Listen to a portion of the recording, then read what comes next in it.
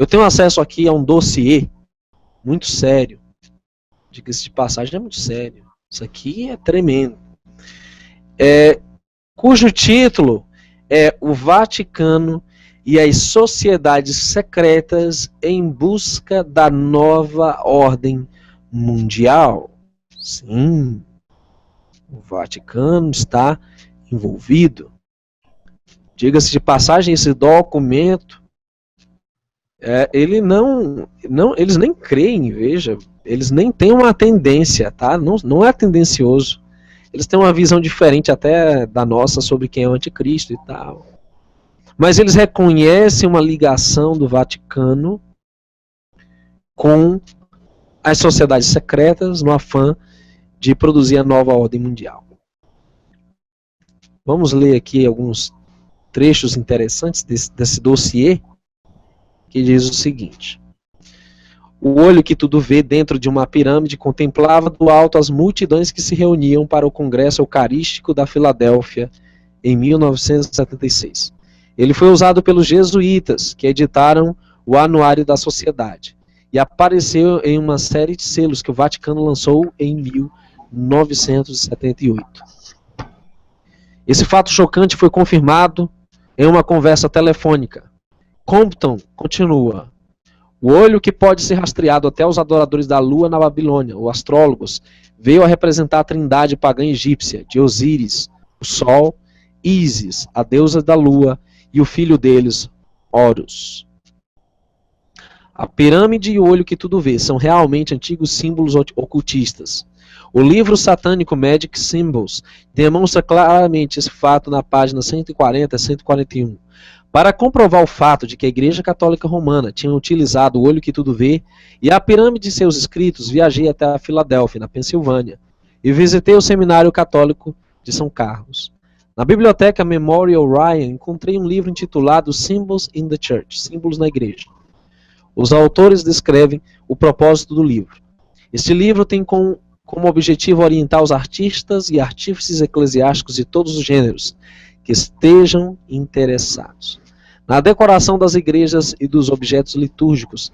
Em outras palavras, era um assunto oficial dos símbolos autorizados que poderiam ser usados para criar literatura ou obras pictóricas que seriam aceitáveis para a liderança católica romana. E aí ele diz: eu fiquei chocado ao descobrir que o olho que tudo vê dentro de uma pirâmide, e esse olho que tudo vê estava na seção de símbolos que representam Deus o Pai. No entanto, esse símbolo não era o símbolo pagão de Deus olhando dos céus para os assuntos humanos. Em vez disso, era o símbolo pagão do homem aperfeiçoando-se para chegar aos céus. Veja que coisa tremenda. Isso é o mesmo instinto que os babilônicos tinham, que Nimrod tinha ao erguer a Torre de Babel. Era o símbolo dos mestres do Illuminati, em um livro oficial de arte da Igreja Católica Romana. Então veja, há uma ligação muito forte entre o Vaticano e os Illuminati. Isso confirmou que Pierre Crompton estava absolutamente correto. Os iluministas estavam infiltrados na Igreja Católica.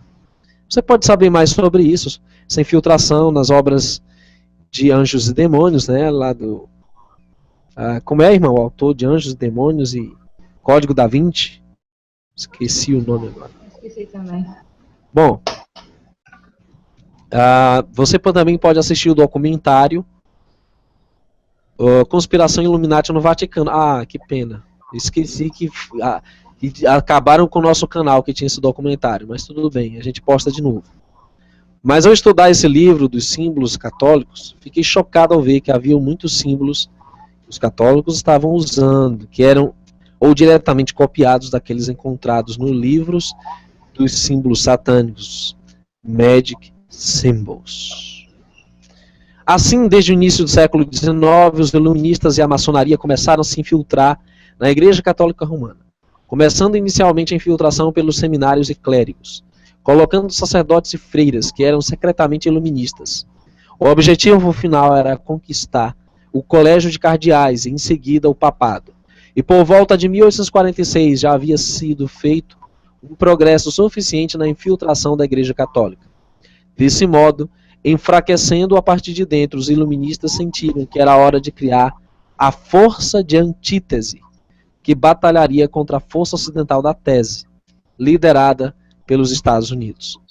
A batalha entre essas duas forças produziria, no final, o desejado sistema de síntese, a nova ordem mundial. E Compton registra como esse sistema de antítese foi criado.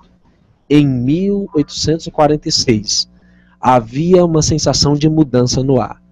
Uma mudança que seria estendida além das fronteiras da igreja e transformaria muitas facetas da existência.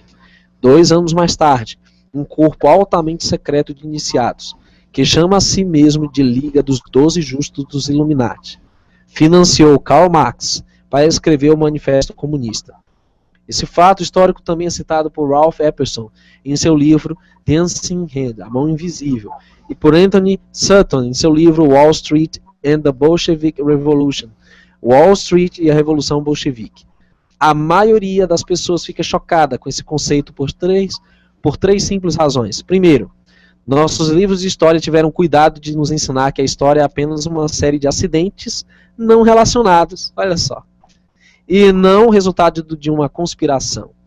Jamais nos livros de história eles vão escrever sobre Albert Pike, jamais vão escrever sobre Adam Weishaupt, jamais vão escrever sobre Inácio de Loyola, jamais eles vão denunciar sobre a conspiração dos templários, jamais, jamais.